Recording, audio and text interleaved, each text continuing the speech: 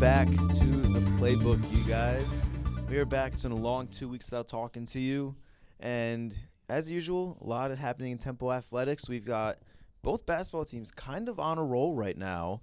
We got some lacrosse talk for you. Lacrosse team's getting started this week. And the non-revs are also putting together some pretty solid performances so far. But first and foremost, I'm Colin. We got Sienna and Jacob here with us.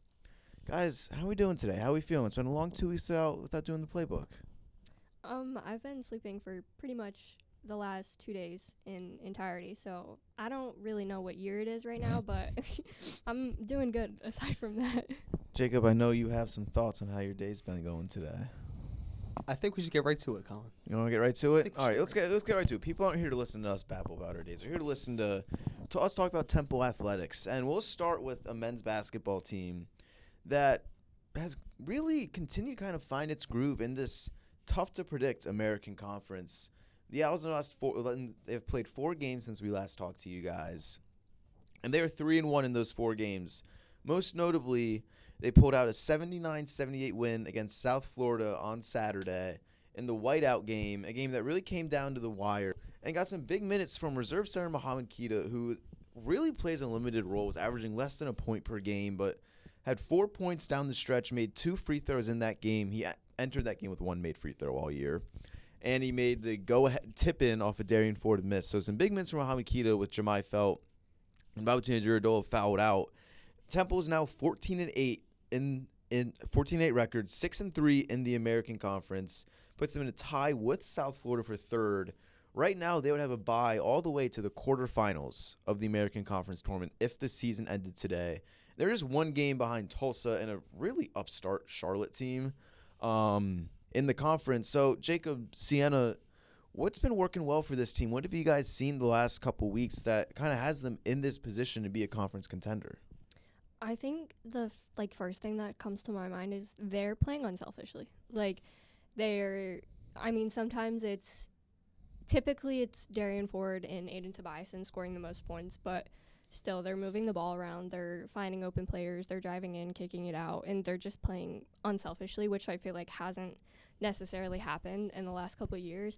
And along with that, Jordan Mason, he's been facilitating the offense. I feel like he's really allowing them to play unselfishly. He's one that can set up the offense and just get different people going. So it's just they're moving the ball around, which I feel like they haven't really done in at least the seasons I've covered of this team.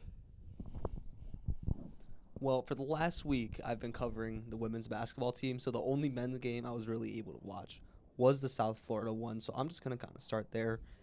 The bench contributions were really interesting to me because Messiah Gilliard scored 13 points along with providing those usual offensive rebounds and those intangible plays. So I think the key with this team moving forward, not so much as what they've done recently, is just continuing to get that type of production from Messiah. Now, can he score 13 a game every game?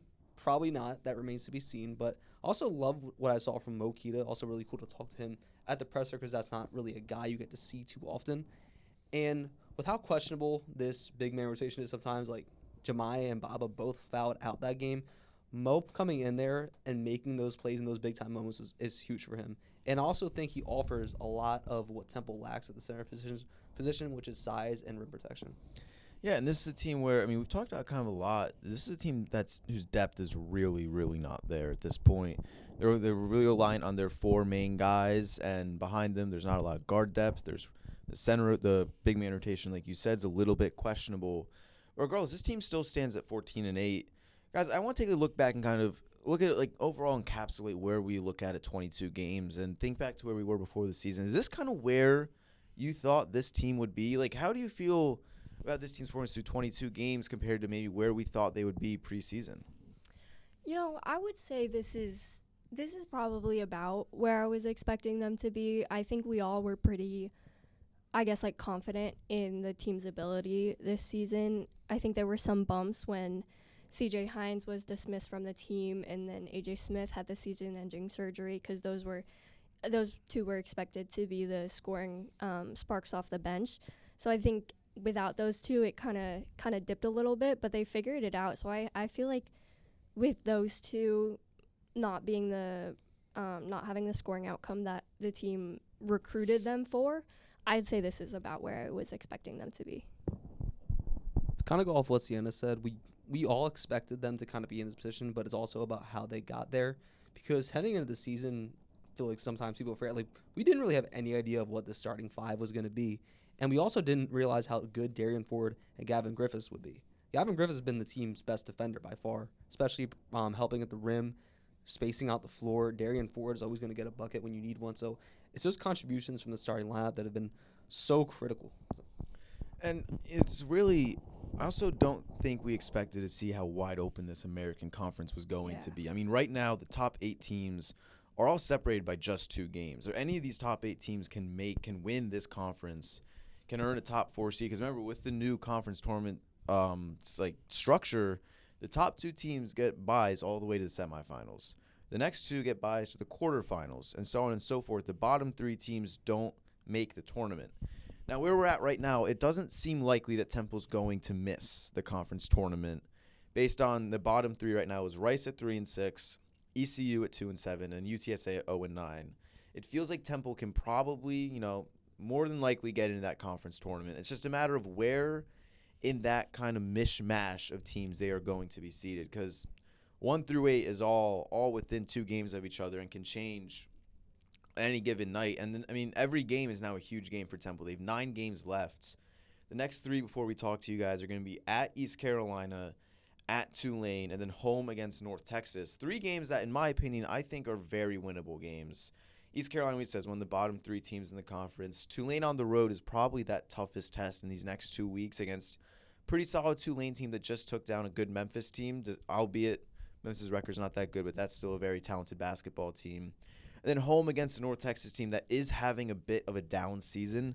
But, guys, these next 3 games, every game is important at this point. We're in February. We're getting towards March. Every single game is going to matter for this Temple team. What do we need to see these next 2 weeks to keep this momentum going and keep them near the top of that top 4 of the American Conference? I think one thing that jumps out to me, and Jacob just said it, was the bench production. Like, I think this last game is the most bench production we've seen maybe all season. I don't exactly remember, but at least it felt like it. So I think having that bench production is going to be really, really crucial for them to come in, because we've seen it in the games where the starting 5 get tired. Like, as you would, you can't play your 100% for 40 minutes. Like, you get exhausted and defenders start to understand what you're going to do. So I think having the bench production, having someone to come in, be able to score while any of the starting 5 is on the bench is going to be necessary for them to get a bye into the tournament. Jacob, give me a player these next couple weeks that you want to see continue to get better. That's really going to be a catalyst into the conference tournament based on their production. Who is this team's X factor moving forward for you? I think it's Aiden Tobiasen by far, because you look at the South Florida game, the Bulls limited Jordan Mason to just 7 shot attempts, and he also had 2 assists but also 2 turnovers. And there was instances earlier in the season where when that happened, the offense kind of got stale because they didn't have enough ball handling to overcome it. But Aiden Tobiasen did just that. 22 points on 9-16 shooting from the field. He also had 3 assists, and key to that is being aggressive off the dribble. And with Aiden being a sophomore, sometimes that has come and gone throughout the season, but when he is on, when he's attacking those mismatches, when he's drawing defenders, this offense just has a whole nother layer to it. So him doing that will be key.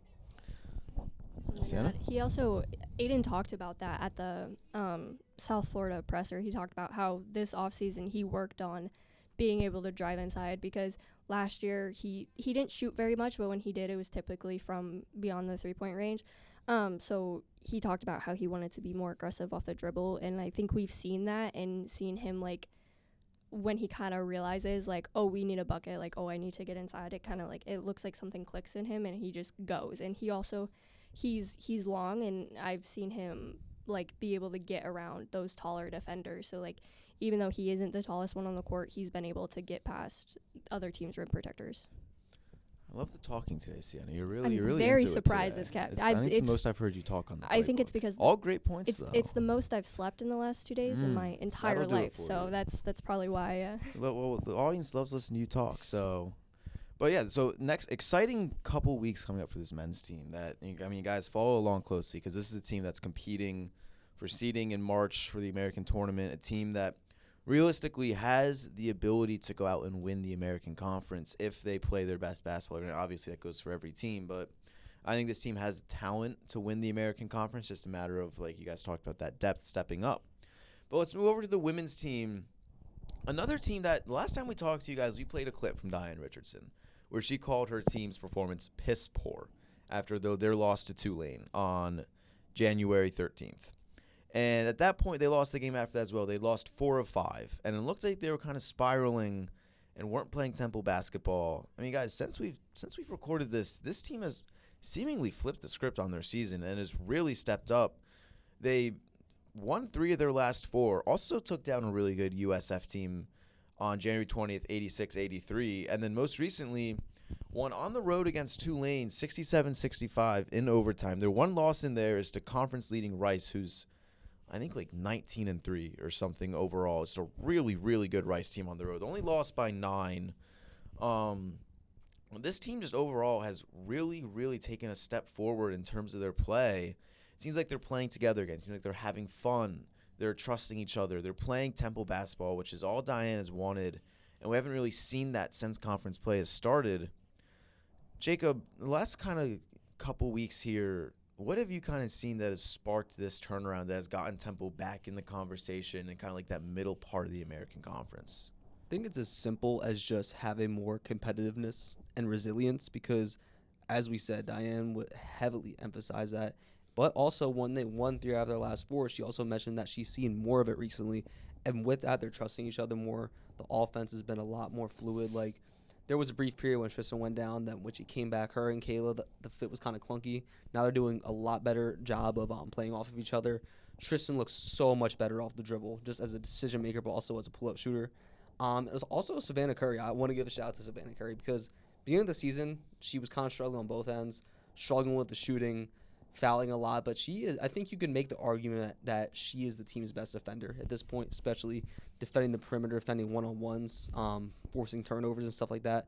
Jaleesa's also been better on the defensive end, playing better, defending screens and kind of things of that nature. And Sanaya Craig's had a really odd 2 games where she starts off the first half just missing very makeable shots, playing one-on-one, but then she's just turned it up in the second half, and that was key to the win against Tulane, and also the key to why they were so close against Rice. And as far as the bench production, I mean, it kind of is what it is at this point, but you're kind of seeing Diane knowing who to play. Like Felicia Jacobs made those huge plays against Charlotte, so it's kind of just kind of picking the matchup and just kind of going with what you have.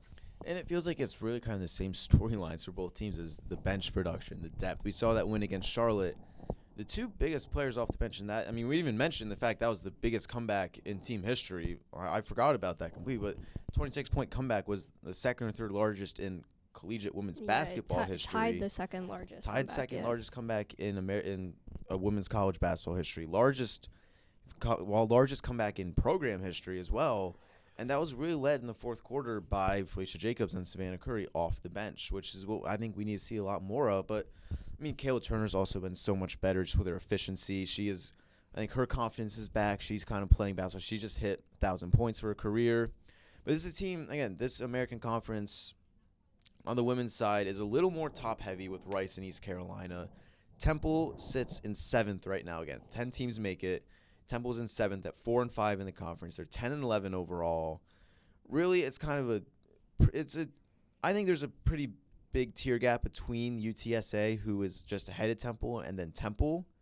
But Sienna, if this team can play this well, this brand of basketball, how far do you think this team can get back up into that conversation of being 4th, maybe 3rd? Do you think that's realistic for them? I would say I think 4th is probably realistic. I mean, Rice is a very good team. They're just a very good team. And then East Carolina and in Tulsa, they're also really good, very competitive. It seems like they have a lot of things figured out. But if Temple keeps playing like the way they have been these last couple games, and like they're playing with the heart that they've played with the last couple games, because we didn't see that at the beginning of the season. Like it's kind of a new thing in the last couple of weeks. So I think if they keep playing with this, I wouldn't be surprised if they ranked 4th going into the tournament. And I think the biggest thing for me is if they can just avoid that first day, that first 8 or 9, 10 day, is if you're the 8 seed, the 7 seed, you get that 1 day bye into the second round. And I think that's the biggest thing for them is just avoiding that first day. If they can get – right now they're in 7th. They have a 1-game lead on Charlotte, who's in 9th, game and a half on FAU, who's in 10th. So, again, missing a conference tournament is still a possibility, but with the brand of basketball they're playing, it doesn't seem super realistic. But, again, we're at the point now where every game matters for this team as well. The next 3 games before we record again is going to be at home against North Texas, on the road against UTSA, who, despite kind of falling off the last couple weeks, I still think that UTSA team's pretty good, and they welcome in the second-place team in the conference in East Carolina on February 14th. So, big couple weeks. Guys, same question as the men's. Who's the X factor as this season winds down? Who pushes them over the top and, keeps them in competition for maybe a top 4 seed? I'm going to go with Kayla Turner. I think she's been their most reliable scorer all season. And heading into the season, she talked about how she wanted to develop her passing skills, be more of a facilitator, and I think we've started to see that a little bit more these last couple games. Like, I know that the women's basketball team posted something on their Instagram, and it was talking about Kayla's hitting her 1,000 points, but Coach Rich was listing off her stats, and in the video, Kayla was like, "What about my assists?" And I think she either had 4 or 5. So kind of seeing that, seeing her kind of be like, "Oh, what about my assists?" Mention those. I think she's more conscious of it, and I think we've seen it a lot more, especially when Tristan went out for those couple games. That kind of forced her to become better at it, which I think was really good for her. So I think her being able to score whenever they need, but also her figuring out, when all the defenders come to her because they think she's going to score, because a couple weeks ago, no matter what, she would have. I think her being able to dish out the ball is going to be really, really crucial to get more people involved. Jacob, these next 3 games are all against teams that are above them in the standings right now. Give me a record prediction for this 3-game stretch here, and what will be the key to them either going 2-1 or 3-0 in this stretch? I'm going to go the more optimistic route. I'm going to say 2-1, just with 2 of them being at home. And the reason I say that is because we've seen kind of how I talked about earlier, the trust in each other and also the resilience. But also the key to doing that is maintaining it. And even though they have been playing well, we still haven't seen a consistent 4 quarters of play. And that's not me saying they need to outscore their opponent in every quarter. But we're also seeing these little dips in production as the game goes on. And that also factors into the depth, because there will be some games where maybe Drew Alexander hits 2 threes, and that's the only Temple bench points they have in the entire game. So I think it's just that, playing more consistently, finding the right rotations against the right matchups, and Diane has done a much better job of that recently. And also to kind of tie it into the question you asked, Sienna, I think Jaleesa is also key to that, because you kind of saw, even though she had a few turnovers in their last game, when she doesn't give defense easy opportunities to score in transition, or not even she, the entire team, you see how good they can be as a half-court defense. They look so cohesive defending the perimeter, whether that was getting into pass lanes for steals or communicating on screens, defending one-on-one. So in order to avoid any bumps in the parking lot or in the road, they're just going to have to focus in on all that. But Was that on purpose? I just zoned out during this. I have no idea what Fire. you'll find out when you watch it. So just like the men's team, big couple weeks for the women's team with seeding in the American Conference and, playing important games. Every game's important from here on out. But I think it's enough basketball talk. Guys, it's lacrosse season. Temple Women's Lacrosse is getting ready to start their season, the 20th season under head coach Bonnie Rosen. And this season we're looking for a bounce back from the Owls. Last year was a year to forget. And it was understandable. It was a really young team. They graduated a lot of, frankly, program legends, headlined by Belle Mastro-Pietro, who was one of the best players in program history. Multiple other really key players on that attack in that midfield graduated. It was a really young team last year. Culminated them going 4-12. I think their worst record since 2009. Part of it was Amelia Wright, who was supposed to be that leader for that team, that senior leader. She had 12 goals in 3 games and then broke her hand. and missed 8 games, and really kind of saw the wheels come off. They became scoutable. It was kind of tough with such a young team. And Amelia Wright decided to come back. She had a redshirt year, and she came back from the injury for her redshirt year. And around her is almost every single player from last season, outside of Aaron King, who was the team leader in goals and points, and Taylor Grolman, who was the starting goalkeeper. Essentially, every other contributor has returned for this Temple team. And now you're looking at a team that is a lot older, is a lot more mature, can play with Amelia Wright back, can kind of play the brand of lacrosse that they wanted to before she went down. The guys, give me a player that you're kind of looking to, kind of watching this year, that you are expecting to have a good season. I will say before we get into this, the Owls are picked to finish 5th in the American Conference with 3 players on the all-conference team, and Amelia Wright, Sabrina Martin, and defender Kat Bielinski. Sorry if I mispronounced that. But guys, give me a player you're looking forward to watching this year. I'm going to go with Sabrina Martin. She has been kind of like a staple for, especially last year, but she really developed her first couple of years playing under that, really, really good Temple team that you just mentioned. But she led the team in ground balls, was second on the team in ground balls, 4th in the American, I think was 3rd on the team in goals, 4th with assists, and was just really, she was 1st in caused turnovers and 1st in draw control. So she really is just a very, very strong overall player. And I think last year with Amelia out, she kind of had to probably take on a little bit more of an offensive role than she was expecting, because she's a midfielder. I don't know if I mentioned that, but she probably took on a little bit more of an offensive role than she was expecting.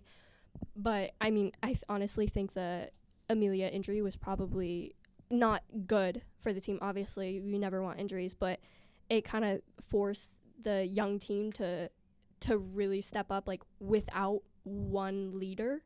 And I think Sabrina was one of those people that really did step up. So I'm expecting her to just go out there, be a leader, be strong in literally every aspect of the game. It's a good pick, Sienna. Jacob, I know you're a big lacrosse guy over there, so give me a player you're looking for. You should have made me go first, because I'm not matching that entire tangent you just did. Yeah, a player I am looking for is Sarah Gomez. She, aside from Aaron King, she led the team in points, which is goals and assists combined. And with that, she was also recorded 10 assists. So her being able to also score but get people involved is going to be huge for Temple Women's Lacrosse's offense. Yeah, that's another good pick. And she, I think, was one of the younger players that really benefited last year from an increase in playing time with Amelia Wright's injury. I'm going to go with Amelia Wright. It might be the easy cop-out pick, but with her back and fully healthy, with this team that is so much older and so much more experienced, I am so curious to see kind of how she looks in the offense and what the offense kind of looks like. Now, it doesn't have to be – it was very reliant on her last year, I feel like, when she was playing, especially early on in that season. I think she had, 12 goals in the first 3 games. And now that she's healthy, and you have Sabrina Martin who emerged, Emily Liberio who emerged, Sarah Gauman who emerged, like, I'm curious to see how Amelia Wright kind of steps into this really leadership veteran role on this offense and, kind of molds herself to fit what Byron Rosen wants to do and the rest of the talent that's now around her. But regardless, guys, I think we all feel like it's going to be a pretty good lacrosse team this year with what they bring back. We're looking like the goalkeeper situation without Taylor Grolman is going to be Colin Berardino, who saw action in a few games last year when she replaced Taylor Grolman when she struggled. And Taylor Grolman, she faced a lot of shots last year because the offense really struggled. So we saw Colin Berardino get some run last year. And we kind of maybe look for her to get some more run, like probably more of a starting role this year for this Temple team. But they open at home against Delaware this Friday. And this team we're all kind of excited to watch. A team that we're all excited to see how they do. A chance to be a pretty good team. I know they really want to get back to that NCAA tournament that they made back in 2021. Moving on, so getting on some of the other non-revs. Yeah, pretty good week for Temple Athletics.